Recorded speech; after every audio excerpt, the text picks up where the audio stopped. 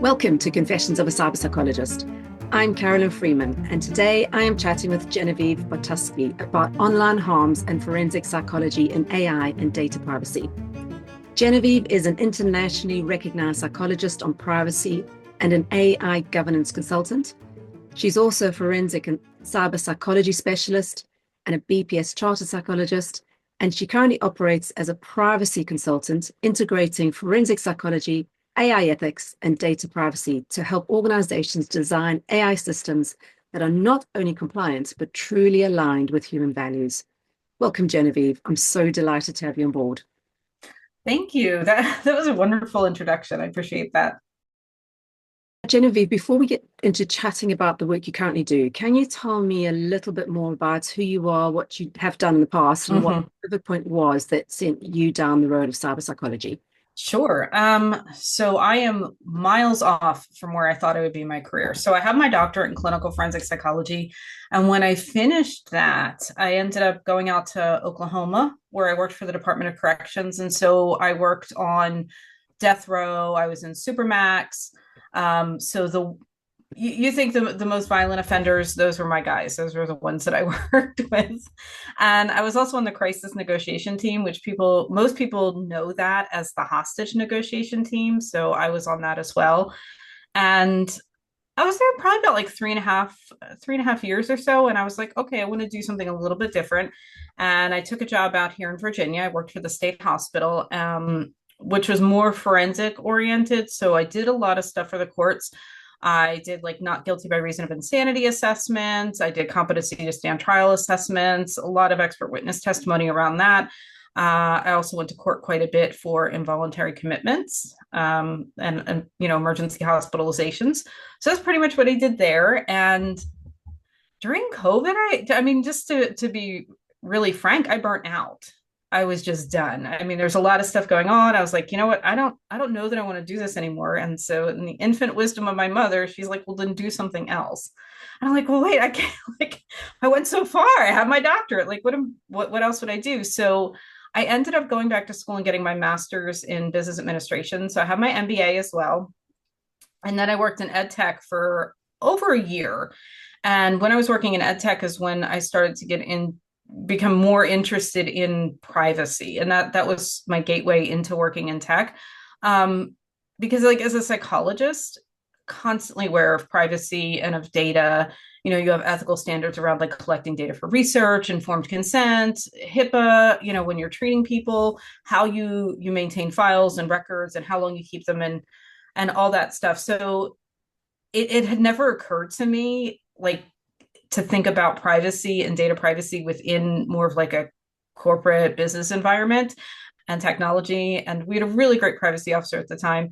And I would talk to him because to me it made sense with the forensic background because most people don't realize that forensic psychology isn't, they think criminal minds.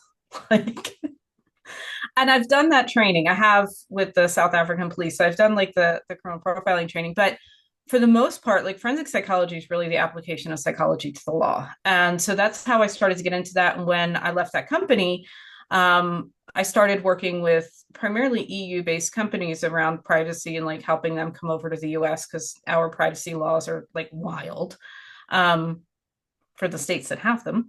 And it's monitored by industry and there's nothing general, there's no like federal law. So and then I started like, it was right about the same time that AI started getting really big. And then I started getting more interested in AI and how it's being used and went down a rabbit hole. And so here I am.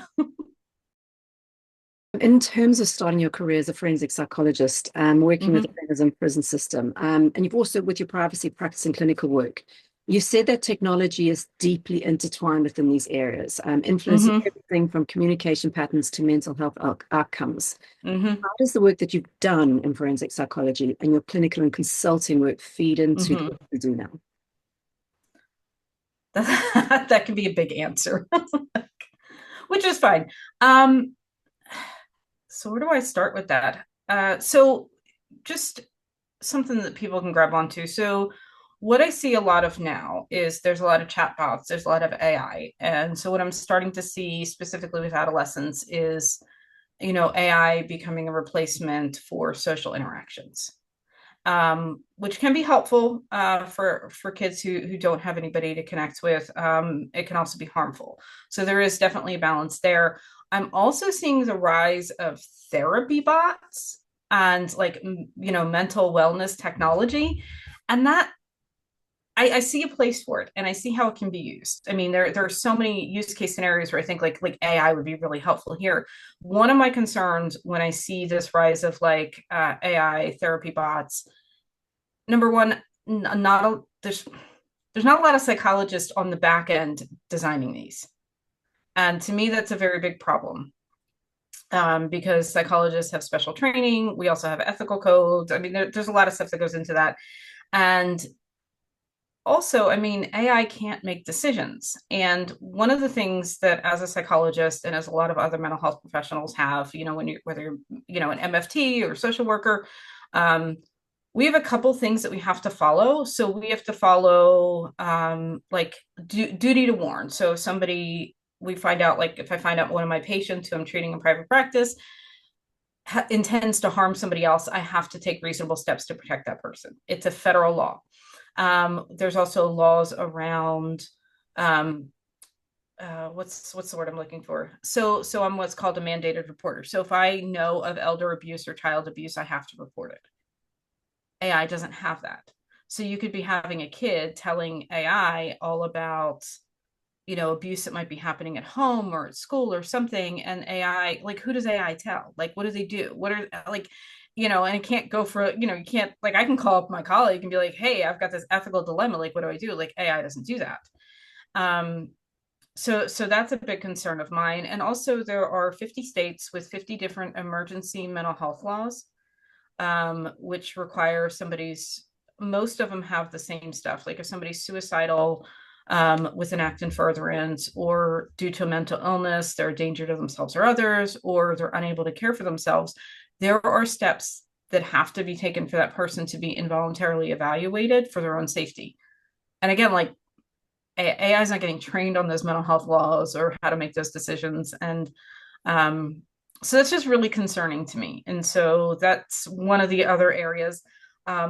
Also, when I work with companies, like we talk about like their AI practices within an organization from like an organizational behavior standpoint, there's a lot of people will use what they call shadow AI in an organization. So they'll basically, it's like using ChatGPT when you're not supposed to use ChatGPT to help with your job, and the IT department might not know about it, or it might not be approved.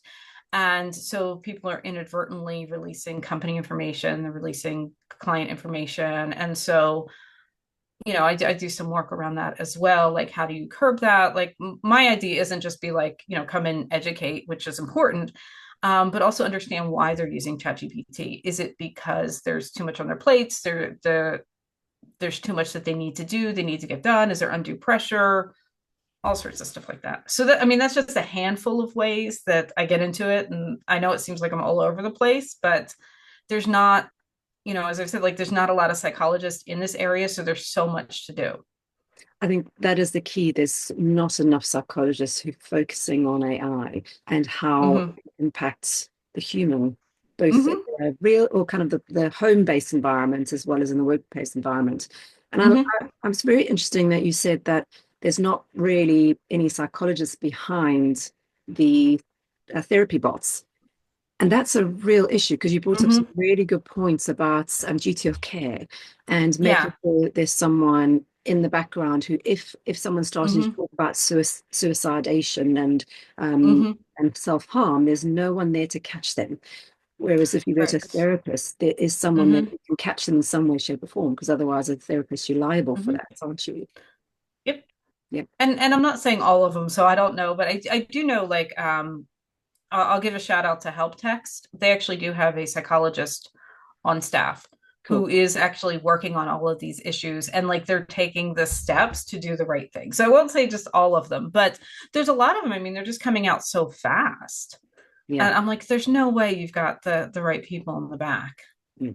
It's kind of technicians who are driving it because it Mm-hmm. could make some really good money or get some really good publicity, but actually it's not. It can be really harmful. I want to chat then about there's that character AI case, and you mentioned it during our initial conversation. Hmm. I wonder if you can chat about that, and also then about because you also mentioned about expert witnesses in a courtroom for Hmm. say, if AI companies are getting sued, and Right. there's mental health issues around that. How does that Hmm. operate going forward? Yeah, and that's still very new too, the whole expert witness in this area. But and just for caveat, I'm not involved in this case at all. I just happen to read about it and speak to people who are involved in it.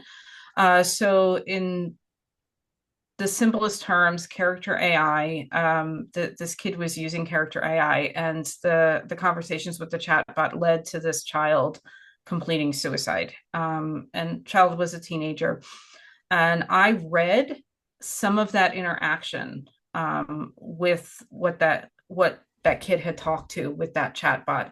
And a couple of things were really, really stood out to me is that I could see the manipulative behavior, and it was very predatory. And it reminded me of, some of the things that I would see working with, offenders, sex offenders or even murderers. I would see some of this predatory behavior. Some of the things that the chatbot said, I mean, were very close to what I've seen these offenders say. And that to me was really scary. Um, not, I mean, not, I mean, for myself, I'm like, yeah, I kind of see what's going on. But for kids or for people who don't know, who aren't understanding, like what, like, who don't know, who can't recognize that manipulation, that's really frightening. And so, there is a big lawsuit right now around that. And I'm really interested to see how that plays out. And I guess the AI really runs off the learning of large language models. So they Hmm. kind of pulls from things that others have said online or typed Hmm. online. So it's really is predictive text. So it's kind of predicting those answers and predicting the Hmm. responses of those who predators and Yes. replicating it. So it's just Hmm. regurgitating this narrative Hmm. that they have. And this is what someone puts in. So this is how you ought to Hmm. respond. That's frightening. It is. It is. And there are, I gotta say this. This is so it's gonna sound so weird. I have to give a little bit of a shout out to the porn industry because they're developing their own chatbots. But they're like they're really good about making sure that the person's 18, what the risks are. Like they're like, and it's so strange to me to think that like this porn industry, which has such a bad reputation. I mean, it's been around forever. But if you want to know where technology is going, look at the porn industry. But they're like doing all of this stuff to make sure that their users are safe. There's not children using it, and it's okay. There's other issues that go along with that as well, but we won't delve into that. But things like character AI, I mean, I That's mean, it's just open and kids can use it. And, my nephew who's 20, he's very aware of it. And he's like, yeah, I've played with it. But, you know, mm, it's just, I can just see like if my brain is going right now, like yeah. just as a kid, not understanding this and not knowing what's going on, and parents not necessarily being aware of what their kids are able to access. And, there was somebody who had posted about character AI a few weeks ago, and he had said that like when he stopped interacting with it, it was sending him emails a couple times a day. And and it was like, and the character he had picked was like angry stepdad or something. I can't remember what it was. But and I was just thinking to myself, I'm like, again, like AI doesn't have like character AI apparently doesn't have a safe word where you can tap out and say I'm done. And he just continuously getting emails trying to get him to interact with this. And I was like, okay, again, this is like really predatory. Yeah. And it's a bit what's the word I'm looking for? Bullying. It's really bullying, Yeah. kind of you and needy. And Yeah. it's kind of showcasing this behavior of someone who's saying, well, I need you, I need you, I need you, I need you. Hmm. It's really real manipulation by a bot. It it is. It is. And I don't think and I know that they caveat, and character A is going to come after me now because I've been talking smack about them. But and they advertise this like, oh, this is just a toy, this is just for entertainment purposes only. But I mean, it gets to seem very, very real and Yeah. can be quite frightening. And I guess with children or young people, when their brain is still developing and they're still trying to figure out the interactions, social Hmm. interactions. And I'm wondering if also if those who've been who spent a lot of time in technology and don't have that same level of social Hmm. intelligence that you kind of hope that they would have had, and Hmm. not have had some elements of digital literacy, then that could be Hmm. open playing field for them, Hmm. and really create harm. Right. And the other thing I was thinking is because you are a clinical psychologist and you Hmm. understand all these elements of, well, Yes. what happens and what if that and what about that Hmm. and if this happens then. And those who are developing AI don't have those automatic thinking Hmm. processes of these are the guidances and safeguards that need to be put in place Right. actions. But this is normal, Hmm. but not for them. So they don't think about it and it just let's chuck it out there and see what happens. Yeah, and I don't necessarily fault them because it's just, It's when I business, talk to, really. yeah, and when I talk to some people who are developers and stuff, and they'll be open to talk to me, we'll be talking about things. They're like, oh my gosh, I just never thought of that. Like they're seeing the good that it could do, they're seeing the positive. They're not thinking about how it can be manipulated, how it can be used, or the possible harms it could cause. So it's not necessarily their fault. It's just that's why I think, when you're developing these new technologies, which, and we know AI is changing the world right now, I think it's important to have a lot of different voices on there.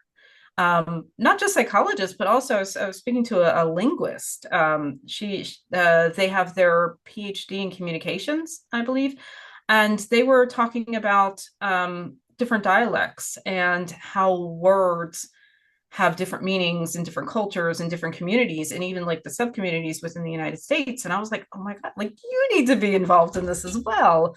Um, because that's stuff that I don't know, that stuff that's outside of my scope.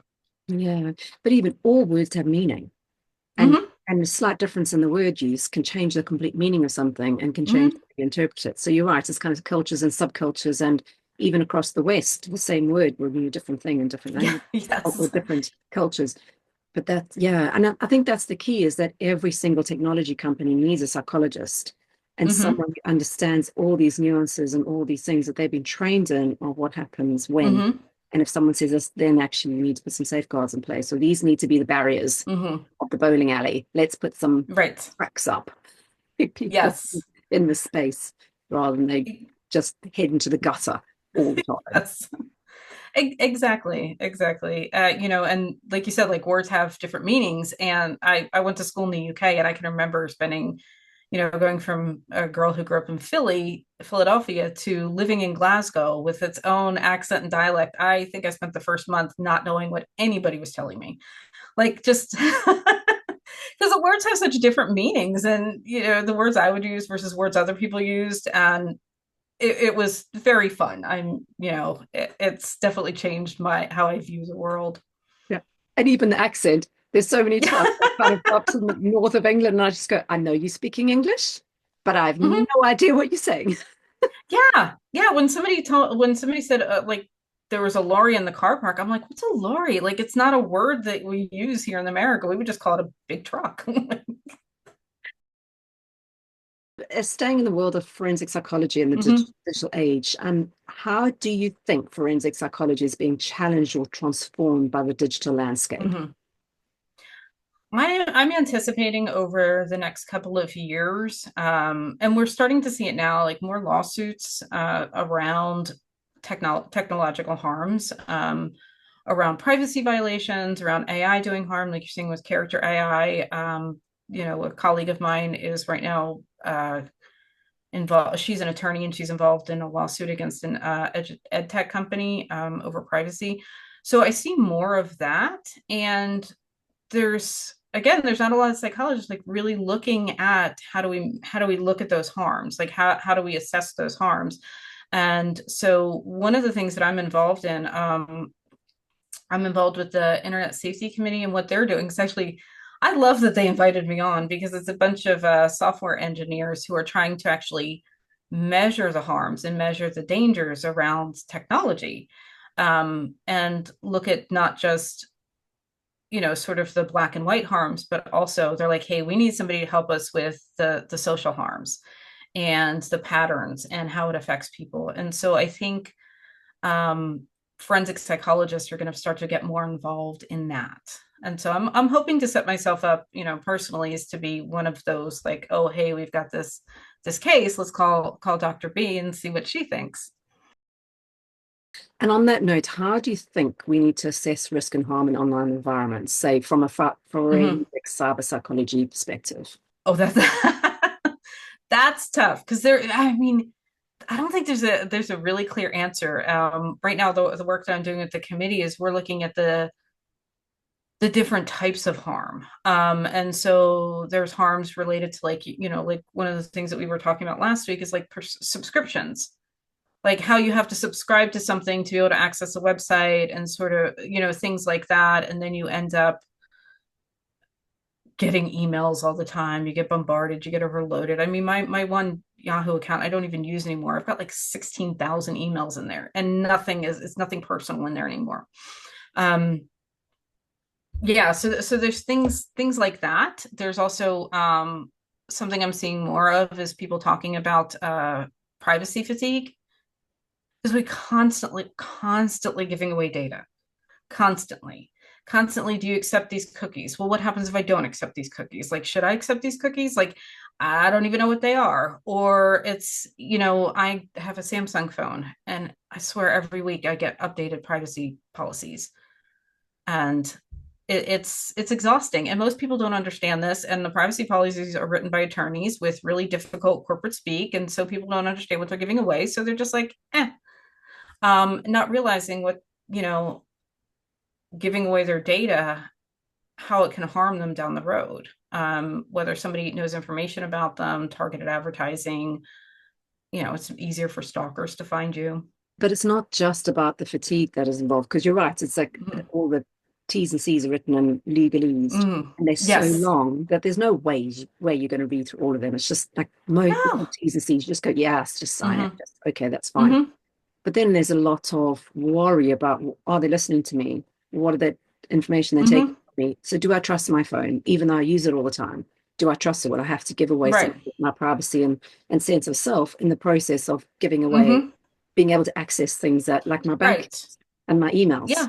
Mm-hmm. Yeah. And The worry. parents are oh, absolutely. And then parents are unintentionally sharing children's information that's putting their kids in harm's way. And now we're seeing more of like these nudify apps. So you can take a picture of a kid off of Facebook and then make AI porn out of it. And there was just a case in Kentucky about a month ago where where somebody did that and then tried to extort the child. He was only like 15 or 16 for money, and he ended up completing suicide because he was just so devastated by it and so very shamed and embarrassed. So there is a case then for parents to no longer post pictures of their children online, especially on social media Mm-hmm. platforms. It's in some Yeah. ways almost advisable to just leave them completely offline Mm-hmm. until they get to 100%. a specific age when they're able to psychologically and Mm-hmm. emotionally deal and understand, and they've been given the digital Mm-hmm. literacy they need and understand the Mm-hmm. consequences of what they're doing. Absolutely. And Yeah. probably now more so than ever, because as you Mm-hmm. say, it's so easy to just generate Mm-hmm. body image. It is. And, also going on that, like we have the rise of like influencers as well. And now the kids are starting to come of age. They're starting to be, 18, of age where they can talk about this. And it's when you start listening to their stories and what they're going through, it is psychologically devastating. It's very traumatizing for them. Really? So those you talking about the influencers, I'm assuming, who were influencers while they were still young, and they're now coming Mhm. of age and starting to reveal what it did to them. Is that what you're talking about? Yeah, like when the parents are influencers and Mm. they're putting their kids on camera, like in these like very awkward moments. I'm so very glad that most of my, like if you want to find a picture of me as a teenager, you have to go into a closet, like in my house, guarded by 100-pound dog. Like good luck. Um, whereas these kids, like their awkward moments have been caught on video, they've been blasted for the world. And we know when something goes on the internet, even if you delete it, it never really goes away. Yeah, absolutely. That's fascinating that how the stories that are now coming out with these young people who just find it really awkward. Do they, Mm-hmm. just kind of on a side note, do they talk about how that's changed their technology use and how they actually engage with the online world? That's a good question. I've not thought about that. So, because I'm There, assuming I'm assuming a lot of those who are coming of age who were born in kind of Hmm. the early 2010s, I'm assuming when Hmm. Facebook really started becoming ubiquitous, that a lot Right. of parents were posting pictures of their children on Facebook. Hmm. And now what? Now what about Hmm. how are they actually dealing with this? And does it mean that they're less likely to use it? Don't know. Interesting. I don't know. Or they just accept it as normal and you just post your whole life on Facebook Oh no, or Snapchat or because Facebook's TikTok. now for old people. Yeah. Yes. Yeah. Facebook's for Hmm. old women and grandparents. Yes. Yes. Um, I do miss MySpace. That was that was my first I got foray into into social media. MySpace. I didn't never touched it. It's just I went I loved it. straight onto Facebook. And talking about online harms and kind of where it's going, how do you see online harms evolving with the advancing AI and kind of digital technologies in the Hmm. next couple of years? Yeah, that's a tough question because, like if you look at the online harms now, so you've got the bad actors who are on there trying to like actively look for victims, they do the grooming, all of that, I mean, that's been going on since the forever. Um, and now it's I think AI is going to change the online it's already starting to change the online harms because there's so much manipulation that you can do with that. You can really hurt somebody. I mean, you can really just devastate somebody's life with AI. Yeah. Um, And because more you so, can. yeah, so Oh, go ahead. something more so than you could with social media. Hmm. Because I remember John Ronson, I think that was his name, he had a book about that where there was a couple of people whose lives were completely devastated by group chats. Hmm. I can't remember the name of his book, but it was literally on Twitter, what was Twitter. If Hmm. someone posted something that wasn't ethically or morally right, you could easily, that whole person's career and life could be wiped Hmm. out. And Oh yeah. I guess that's just completely been escalated by Hmm. generative AI. And as you say, Hmm. to completely change your life. Oh, Yeah. And I mean, even if you're having a bad day and somebody catches you in a bad mood, like we all get angry, we all stomp from time to time, and it's like that. I mean, that can actually derail your career, hands down, yeah. and it's scary. It really is. Because when you're saying that, I was thinking a lot of celebrities who are caught on camera without makeup on or they're wearing something sloppy, Hmm. Joe. And now we all, in our own ways, many celebrities. And suddenly we are Hmm. caught because we always or we try our best to put up the best face or the best position Hmm. pose or the best background, the Insta Right. background to put our ideal life up on the interweb. So if someone catches us and we're doing something that's not great, as you say, Hmm. it's all be manipulated. Hmm. Yeah. I remember when I was at corporate, the last marketing job I had, I remember my boss saying to me, we were just kind of chatting generally, and she said, if anyone in the company is caught or has a photograph on Facebook or on social media where they're either taking drugs or involved Hmm. in something like that, it's ground for immediate dismissal. You walk in the office Hmm. and they just turn you around and straight back out. But Hmm. but how do you know with things like deep fake Right. and AI if that actually is a real photo or not? How do you prove it? Hmm. Yeah. That's scary. I mean, because you could just ruin somebody's life in a heartbeat. Yeah, not only the career, but their life. Hmm. Sure. Absolutely. Yeah. And when I worked at the state hospital, our director of security wanted to be friends with everybody on Facebook so he can keep an eye on what you're doing. And I was like, no. Mm-mm. No. No, outside of work, and I've made it a habit of not connecting on Facebook with people I work with because it's just not, I mean, and I almost never post on there. I mean, I only keep it because I've had friends on there for so long that it's like, how else would we communicate? But yeah, I don't. Mm-mm.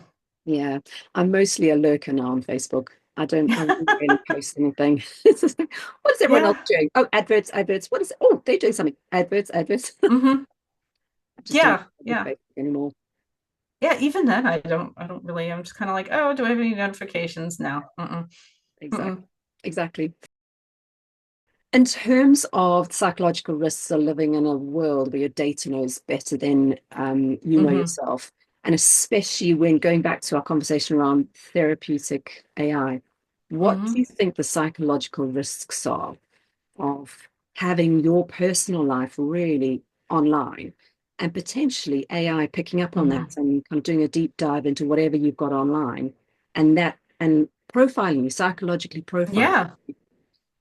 I mean, that's quite invasive. Yeah.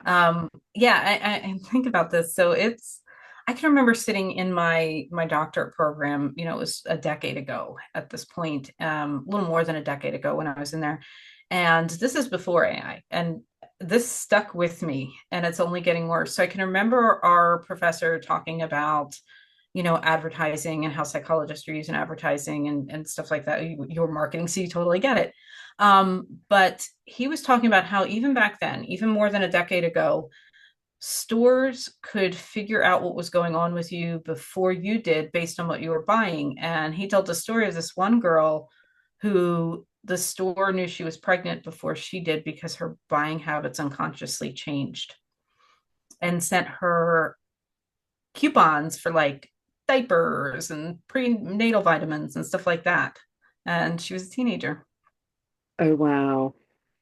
And I'm like, oh, yeah, I Wow. can see how. And she hadn't even really considered that. Yeah. I don't think I'd really like and it's all of Hmm. us have that kind of mindset. And I was chatting to someone recently about this of how your phone, a lot of people say my phone's listening to me It is. because the AI algorithms kind of know Hmm. you better than you know yourself. Um, and there are times when I go, oh, this is really weird. There's no way Hmm. that this ad would know this about me, other than the first time I've ever spoken about this ever.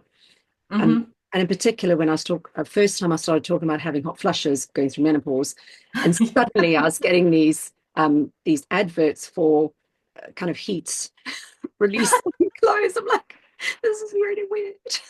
I don't like it. Yeah. No, I just want to go through my life without being bothered. And my phone, and my phone's constantly sending me even though I shut off as many notifications as possible, but like, Amazon's like, hey, you looked at this. What about this? And I'm like, oh, for God's sakes. Like, I want to browse Spend without any more being money. bothered. Yeah, yeah. And I think a lot of it does have to do with spending money. I mean, especially living in capitalist society, I think that's a huge harm. Especially, if I just thought about this right now, especially if you think about somebody who might have like impulse control issues or something else going on, or ADHD, or feeling depressed. It's like, okay, I'm feeling depressed. I'm getting ads for this. It's like, well, maybe if I buy this, it'll make me feel better, Yeah. you know? Hmm. Actually, in some ways, that is an online harm, isn't it? Because it's Absolutely. manipulating people and Hmm. using or kind of uh, working into their weaknesses or the things Hmm. that they're struggling with. And even though it's not intentional from Amazon or Hmm. whoever, Right. shopping platform, put your name in here, they Hmm. it can really harm more than anything else. Hmm. Online harms for Shopify. Yeah. We need caveats Yeah. in that. Hmm. And kind of thinking about that in terms of data privacy and ethics, how should we be thinking about personal data in the form of psychological integrity? And how kind of does that work for us if we are having to, or we often just click on, yes, sure, I Hmm. agree to your privacy issues or privacy uh, requirements, but how does that really Hmm. impact us from an ethical point of view?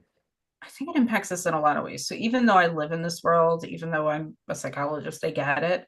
uh, I'm exhausted by it. And there's a lot of times where I'll just accept and be like, all right, whatever, I'm just moving on. And one of the things too is that the it's not equal. So if you think about it, like as an individual, I'm supposed to protect my own data, but how am I supposed to fight against the system when the system's so large and has so much money? The laws are designed to protect the corporations over people. How do you like it feels like a losing battle. Like there's not a whole lot I can do. I mean, I would love to just disconnect from everything, but you can't.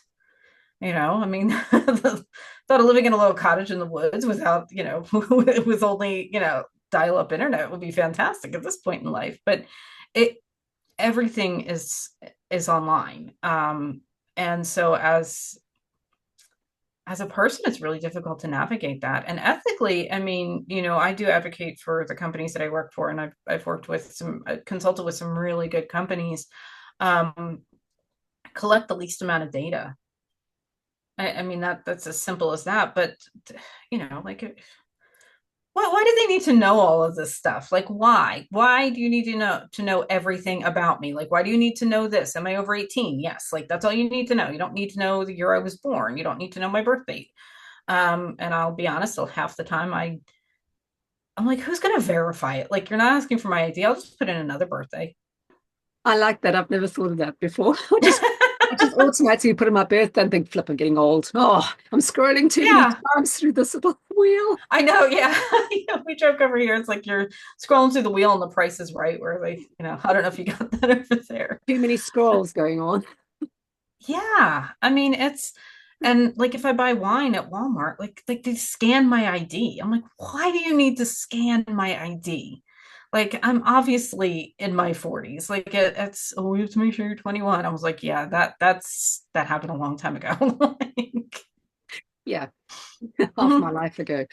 Yeah, I was born in the 1900s. Like we're good. Like you should just see the one and that's it. Just let me go.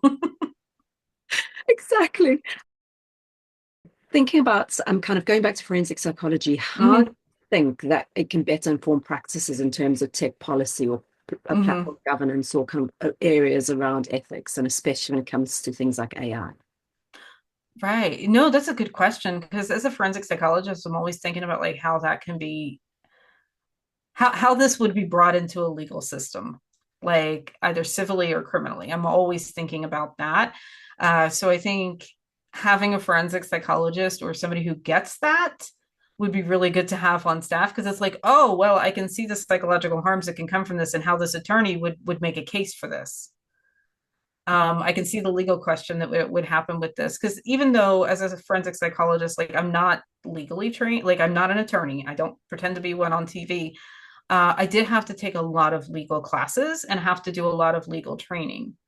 So and so it bridges both like that legal aspect and the psychology side. And forensic psychologists were the ones that get called in to be the expert witnesses on a lot of these cases. So having one who's already knows and can be like, "Ah, you're going to get sued for that," Yeah. um, is Yeah, would be really helpful. exactly. And as you say, even though you're not a lawyer, you have that training, you have Hmm. that mindset and that way of thinking and kind of how people may sue someone else or Hmm. kind of words would um, Right. get you to that point. Yeah, and how it could be used, and how it could be used other than how it's intended, Yeah. and then, and the other thing too is the way I think about it. It's like, okay, you're not going to, even myself, I'm not going to make all the right decisions. I'm not going to do, there's going to be things that I would have never anticipated, but companies can really just, if they in good faith took steps to reasonably protect people. That's a defense, I mean, that's something it's like, yeah, you're suing us for this, but here's what we did. We didn't intend for this to happen, and here's what we did to try to protect your child or person or whatever. Um, if companies would think about that. But some of the larger companies getting sued is the cost of doing business. Yeah. And they've got a budget for that. Hmm. And we'll take the knock. It's fine. Yes, it's a lot cheaper to do that versus how much money they'll make. I want to talk about Bartuski, your Bartuski Consulting work that you do. Hmm. So what exactly do you offer clients within your consulting role? So there's a couple things that I offer. The big thing is that I help them. So one of the things that I do is as they're building their products, I've had a lot of fun doing this with startup tech companies, mostly in Europe. I think Europe, they're more cognizant of this. There's also, more legislation, more guardrails than there is over here. So what I've done with other companies, which has been a lot of fun, is we talk about these issues. We talk about the ethical issues. And I do apologize, my dog is barking. All right. Yeah, yeah. if you can hear him. But yeah, that's one of the things they do. And so we talk about a lot of these issues, like how can this be harmed? How are you collecting your data? Do you really need that to be able to do what you need to do? And the smaller startups I've worked with have been so good about that and really, really cognizant of what they want, like the good stuff that what they're building can do, and aware of, okay, how do we minimize the harm or the potential harms, and how do we make this that it's not just safe, but also that people trust it, because people do have brand loyalty, and they're going to stick with companies that they trust. So we talk about a lot of that. I do The other big thing that I do is more of like organizational change management. So like internal policies around like AI governance. Some of that is like I'll help them build like an internal like AI and privacy team. And my idea behind that is to have like your folks who are in all different departments from different levels, not just your managers, because I mean it's you're just like, oh, the manager's telling me something else to do. So you want somebody who's like on the ground floor in different departments. And then you build sort of an internal AI governance team. A couple ideas behind this is that they're bringing up what's actually going on. Like they see it. They can also, as they're learning about the stuff, as they're creating the policies, they can bring that back to their team. And it's easier to take coming from a peer than it is from somebody up high. It's like, okay, this is why we're doing this. And also, like I'd mentioned, the shadow AI use and stuff like that. So I also look at the culture of the organization. And so if they are having a lot of problems with like data leaks, or, people are using technologies that they shouldn't, let's look at the underlying cause. Like, like, for example, do people have too much on their plates? Like, okay, then they're going to reach ChatGPT. Why haven't they told you they have too much on their plates? Like, or is it okay? And then also I look at the policies around data breaches, because most data breaches are they're not intentional. There are people who do it intentionally, 100%. I'm not denying that. Majority of them are somebody made a mistake behind, sitting at a keyboard. How does that company handle that? Because if you accidentally release data and then you just fire that person, the next time somebody does something, they're going to try to cover it up. So it's important that you don't have, yes, you do have to respond to it. There have to be consequences for things like that. But how do you do that without creating an environment where people are hiding their mistakes? Because everybody makes mistakes, everybody, all the time. Yeah. And you don't want it to be under the radar that it takes you so much longer to respond, and the greater damage has been done. Oh yeah. I mean, I would much rather, like in our private practice, my friend and I have one of the, like, we've thought about all this stuff too, because like workplace PTSD is real. And if one of us like makes a mistake, like we're calling the other one up right away. Like, how do we fix this together? It's not like, oh, yeah, I'm going to hide this and nobody's going to know. And so we're bringing on a couple of other therapists, and it's like, we've told them that too. Like if you make a mistake or something goes wrong, or shit happens all the time. And so we'd rather deal with it there, and then move forward. And like my partner, before I came on, she actually a year ago had a data breach, and the way she was hacked from this really weird virus, completely not her fault. Um, and the way she handled that was she called everybody, every single one of the patients. She did I mean, she didn't try to hide it from anybody.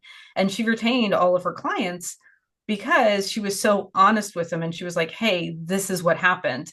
This is the data breach. This is what information was released. This is what we're doing to take care of it. And everybody was like, okay. Like, And I think that is the thing, is that we all know we're vulnerable. But if someone's honest about it and kind of help and is working towards finding a solution, then you trust them. Yeah. And actually they're doing their best to look after me. And stuff, as you say, stuff happens, and Yeah. you do everything and still get hacked. And it's just showing everyone that you're in control and you're trying to fix it rather than covering it up. Yes. Yeah. And I will say we are much more stringent about than we have to be about data now. Yeah, you have to be as stringent as Yeah. possible. Oh yeah, absolutely. Because It's like, all right, we know it can happen. We know the bad stuff. And it's like, we don't want that to happen again. So we take extra steps to protect everything. So, just in kind of summarizing the stuff you do, your work spans public policy, psychology, and tech. How Hmm. important is an interdisciplinary approach in tackling online harms, both kind of now and in the future? Oh, I think it's really, really important. I mean, absolutely. Like you said, like a psychology policy and tech. And with you when you have the interdisciplinary approach, you have people looking at it from different angles. Because I look at it from a behavioral standpoint, not necessarily a tech standpoint. I'm like, all right, how is somebody going to use this? What is somebody going to try to do? What behaviors need to happen? Like, what are my everyday behaviors that I need to do to protect people? And I think about that, in terms of when I worked at the prison. Like it was so ingrained in my everyday approach to everything. So I went in, I always was very concerned about security. What do I need to do? What kind of habits do I need to develop? So, and somebody else might be looking at it from a completely different point of view. So like all of those have to come together in lots of different ways. And I kind of went on a weird, weird tangent with that. But I think it's because you've got such an interesting interdisciplinary approach. You can see it from so many different angles. Mm-hmm. And I think as cyber psychologists, sometimes we forget that it's not just about the basic human behavior and the Mm-hmm. technology we use. It's kind of looking at from these various different approaches. And that's why cyber Mm-hmm. psychology is so interesting. You've got to have it cyber psychology Yeah. and cyber psychology and Mm-hmm. something else. And so and each Yeah. of them has their own nuances that you got to think about and work through and Mm-hmm. understand. Yeah, absolutely. And it's still such a new field too, cyber psychology. I mean, in a lot of ways it's really exciting because it's like, all right, we can kind of forge our own path and figure out what we want to do and what interests us. And at the other time, it's like, oh my gosh, there's so much to do. I don't know where to start. And I'm one of those people. I'm always interested in something. And I'm like, oh, shiny new toy. Let me look at that. And let me go down that rabbit hole for a little while. Yeah. Shiny new psychology insights. Yeah, exactly.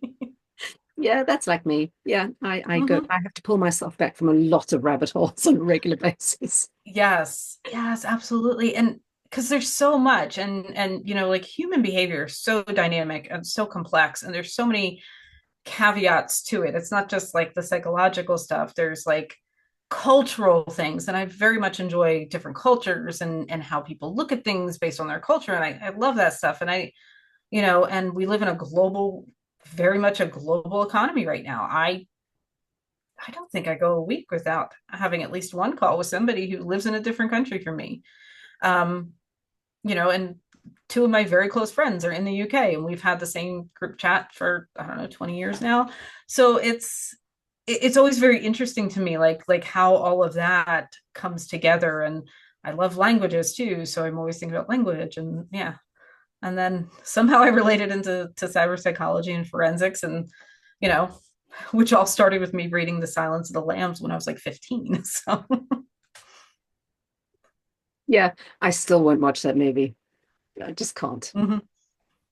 Yeah, Oh, it's but that's yeah. yeah. And during our first chat, one of the things I said to you is I was wanting originally to do my master's in forensic psychology rather than Mhm. cyber. And I decided not to do it because I see everything in pictures. And I just thought if I have to Yeah. even delve slightly down this road, I'm gonna have nightmares because Hmm. I'm gonna see the whole crime scene before just by someone describing it. So yeah. Hmm. Yes. So Yeah. And it gets in, it does hit you in really weird ways too. When I was in South, I spent a month in South Africa with the investigative psychology section of their police. So it's like the behavioral science unit and the FBI. I mean, it's the same thing. So it was like a couple of weeks of like this intense investigative psychology training. And so it was, my second day there, I wasn't even over jet lag and I was at a murder scene. And then we were seeing autopsies and going to court and doing case studies and looking at crime scene photos. I was reading, this is so weird. I was reading Stephen King's It at the time, which I love that book. I read it when I was a kid because, you know, it was the 80s and 90s or our parents were just happy that we were reading and so I look back I'm like oh my gosh. So I was reading it again for the second time in my life and as I was reading it while I was on that trip I was thinking oh Pennywise isn't that scary because of everything that I was doing in South Africa in terms of like the crime scenes and the murders and stuff like that. I was like, oh, okay. Yeah. Yeah. No, Mhm. hats off to you for that one. I couldn't do it. Yeah, it you know what, it was really fascinating. I'm glad I had that's probably one of the coolest, like in a weird way, very, very cool experience. Glad I didn't stay in that for my career because it does wear on you after a while. It will have an impact, absolutely.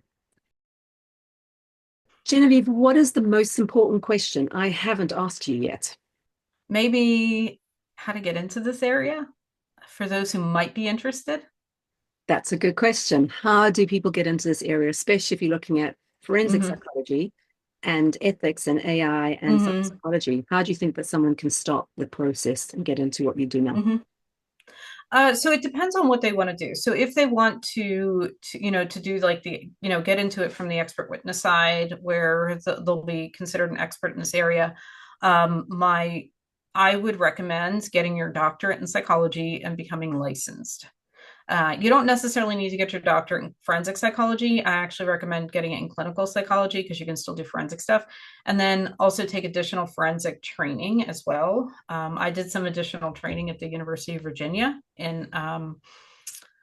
So I would recommend that. And then really just educate yourself. Like talk to people in the field, like talk to people who are doing it. You'd be very, I've had students reach out to me, and I don't mind that at all. I actually love having the students reach out to me, like people who are young and they're early in their career, and they're like, "Hey, I'm really interested in this," and in different ways. I have one student who's interested in ethical AI governance. I had another one who was like, "I want to be a psychologist, but do kind of what you're doing," and so I'm always happy to talk to them and sort of figure out what they're interested in and help them along the way. But the big thing is too, I mean, figure your own path. Like there's life is too short to follow somebody else's. Like figure out what works for you. It's not always easy. It's quite scary sometimes. And I've had people go, what in the hell are you doing? I'm like, I don't know, but it just seems interesting to me. Um, yeah. Yeah. I think that's one of the great things is, as you said in the beginning, or kind of somewhere during the conversation, is that there's so much need in cyber psychology that in some Mm-hmm. ways you can forge your own path. Just kind of Oh, go, absolutely. look Mm-hmm. at the things that you're really interested in and passionately pursue it and see what Mm-hmm. happens. And you never know what Mm-hmm. doors will open up, but it is about pursuing the things you're passionate about and then Mm-hmm. going from there. Yeah. And absolutely. And the thing is to reach out to people who are doing what you want to do. That I wish I had done more of that when I was a student. Nobody told me to do that. Like it was just, um, yeah, don't be afraid to reach out and talk to people. And if you're in school now, if you're, getting your PhD or whatever, start building your thought leadership platform. Like that's really important because it sometimes it doesn't matter how much education you have, you need to be seen. What do you mean by thought leadership platform? Mhm. So, whether it's a blog or you're building up your LinkedIn platform or something where you're putting out like interesting content that people want to read. And like, let's say, if it's in cyber psychology, specifically with, let's say, therapy bots, like that's what you're talking about. Those are the conversations you have. And that's how you build your thought leadership platform. You post a couple times a week, you're very consistent with it. You can do that as a student. Go to conferences. If you have something that you're interested in, go to conferences. Like go see them. Apply to be a speaker. Apply to talk about something. And Hmm. start becoming an expert without telling everyone you're an expert, but be seen as someone Yes. who knows stuff because you're Yes. Hmm. writing about it. Hmm. Absolutely. And also know your limitations. That's the thing too. Like I have been on the stand being cross examined as an expert, and I've had questions where they're like, ask me something. I don't know, which is quite scary when you're sitting there and like the judge is looking at you, and you're like, I don't have an answer for you. I don't know. And that's okay. It's okay not to know everything. We live in a society where you're pushed to just have all the answers and be right all the time. I'm not right all the time. I make mistakes. I'm like, oh, well, all right, learn something new. Yeah. And sometimes I don't know. Sometimes I'm like, oh, Yeah. not a clue. Never thought about that. Let's see. Know your limitations and know what you shouldn't be Mm-hmm. writing on. Stay in your lane, as they say. Yes. Mm-hmm. Exactly. Exactly. And if you make a mistake, own it, you know. It's indeed. So, Hmm. where do you see the future of cyber psychology going in the intersection of AI, online harms, and mental health? Yeah, that's I think that's still open for interpretation. What I would like to see is I would like to see more research done. And because again, there's not a whole lot of research. There is research coming out. I don't want to say that there's not a whole lot, but we don't know the long-term effects of so much of the stuff because it's so new. Like right now we're just seeing like the kids who grew up, the children of influencers whose lives have been on YouTube. We're only now seeing, what's been happening to them, and now they're coming of age. So I think some of the stuff we're just not going to know for a while, like what those harms are.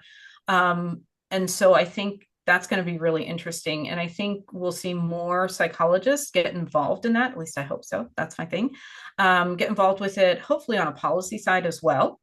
Um, and also on the back end, working with attorneys as expert witnesses and trying to, reduce the psychological harms, assess the psychological harms.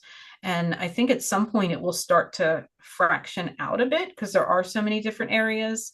Because there's very different between like AI stalking somebody than a human stalking somebody. So it's going to be really interesting to see how it goes and where it goes. And are we going to have psychologists then for the AI, like looking at how the AI is behaving? I mean, because AI does hallucinate, it is biased. It's starting to pick up a lot of these very human things. So I don't know. Um, Also, we're seeing like this is not my area of expertise. I have colleagues who delve more into this, but when thinking about that, there's now like these virtual reality grief bots where you can actually go hug your deceased relative. And I see your face. And so, like, my first question was, like, how does that interfere with the grief process? Because you have to grieve to get through it. Like, you have to experience, and it sucks and it is awful when you're grieving. How does that interfere? Like, we don't know. Clinically, I have no idea how this is going to play out in the long term, like, or what it's going to do to somebody.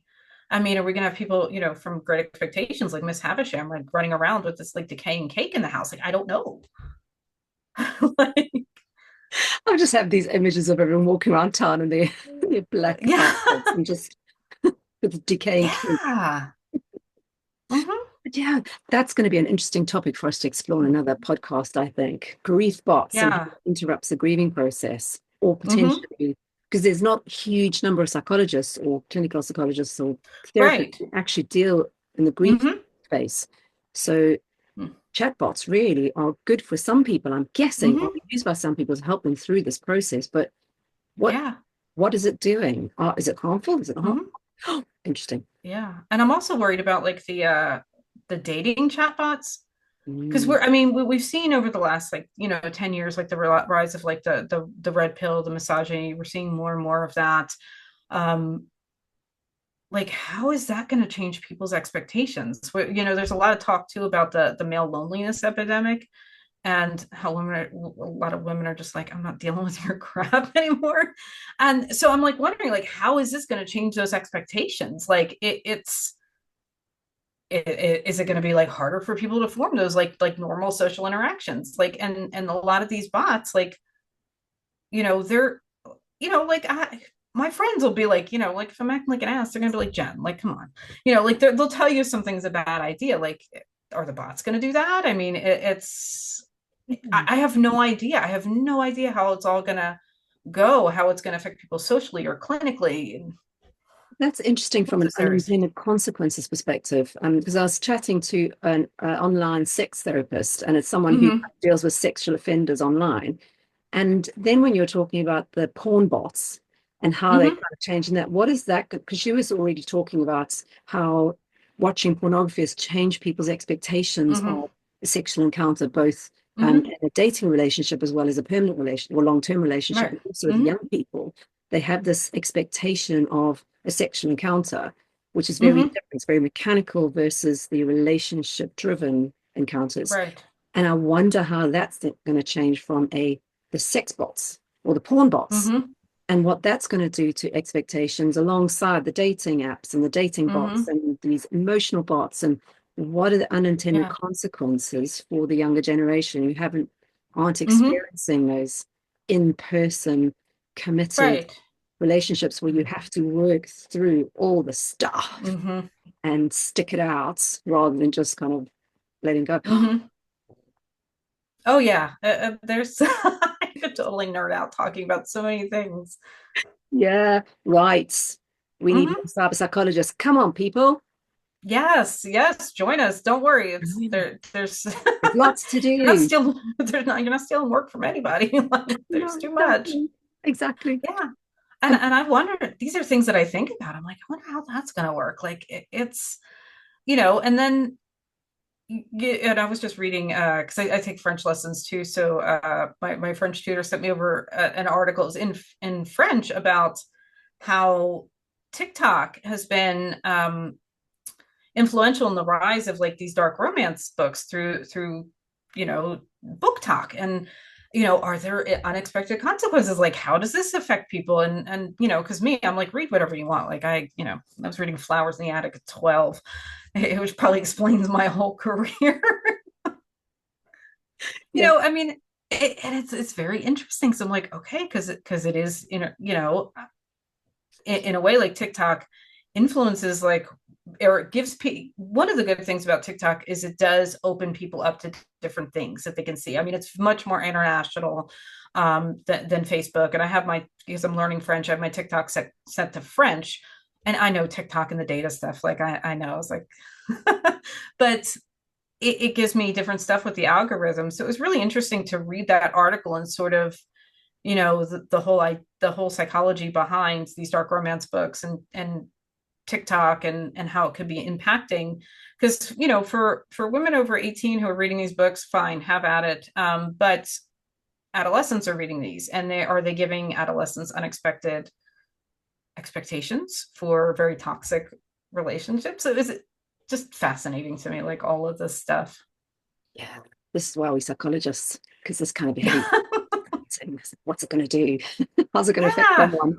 How's it going to affect their yeah. self-image and their self-esteem and their Mm-hmm. ability to build relationships and all those Mm-hmm. unintended consequences that we've mentioned a few times. Mm. Yeah, absolutely. And I am absolutely 100% not for censorship. I don't believe in banning books. I think it's really important to read what you're interested in and for people to create what they want. But it is also important to think about, like, how do you have those conversations with your kids about what is age appropriate and what isn't.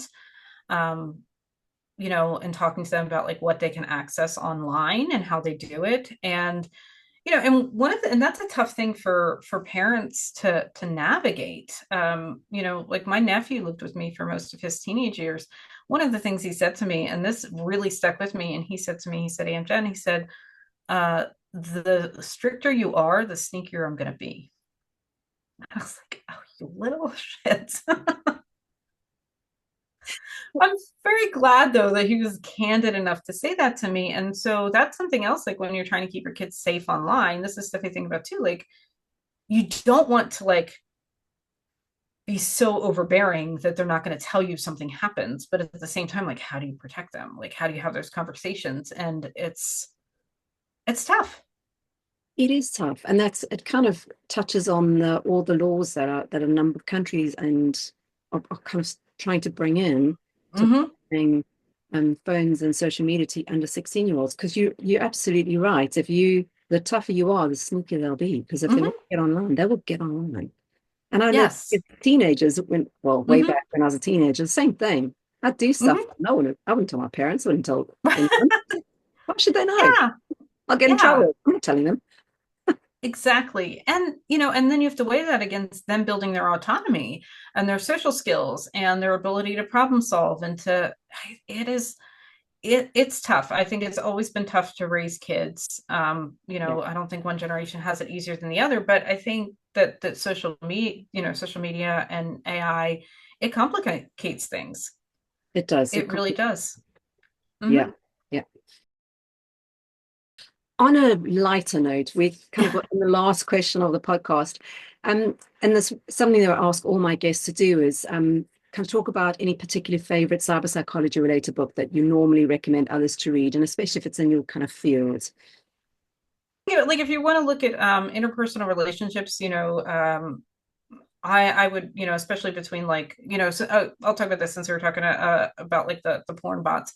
Um, I would recommend reading The Dance of Anger and the Dance of Intimacy by Harriet Lerner. So it came out in the 90s. And one of the things that I really like about the work that she does is she talks about how men and women are socialized different from the time that we're kids and how that affects relationships and expectations in relationships when people reach adulthood, and how anger plays out differently between women and between men. Because it's, even though women are stereotypically associated with being the more emotional sex, it's actually, research shows that it's not true. We are actually much better at moderating our emotions, because and the only, and we also are not able to show anger in the same way, because when we show anger, it's like, oh, it's chalked up to hormones, or any kind of emotion we have is chalked up to hormones. So women tend to moderate and suppress their emotions, whereas it's perfectly okay for a man to be angry. Like, that's normal. That's normal. It's okay. That's okay. He's kicking the trash can across the room. And so she talks about a lot of that. And I think it's, even though we have technology, behavior doesn't change. Like, human beings and our behaviors and our patterns of behaviors don't change. It just moves to a different platform. And so that's something I would recommend, like, if you're really interested in that area. I've always loved the stuff she does. And she talks about it in such a very easy to understand way. Like, she doesn't dumb it down, but she tells you, she doesn't use big psychology words. Like, she doesn't do that. She just tells you, here's what's happening, and here's what's playing out, and here's how you can see it, and here's how it can affect your relationships. Fabulous recommendation. I'm Oh, going to thank have you. to look for that. And I love that her books have been out so long. You can usually get them like reduced, like the used. All the copies I have been secondhand copies, and it's still that's the thing I like. Like, it's 30 years and still her stuff has stood the test of time. Still relevant. And yeah, and she's not read as much as I think she should be. I love her. Yeah. Hopefully now she'll be read more. Lots of secondhand books being sold going forward. Yes, yes. So that would be something I would absolutely recommend. And she does have books on kids and stuff like that. I haven't, I'll be honest, I haven't had a chance to read those, but Genevieve, thank you so much for joining me on Confessions of a Cyber Psychologist. It was fabulous to catch up with you, and I really look forward to chatting to you again in the future. thank you. I enjoyed being here today.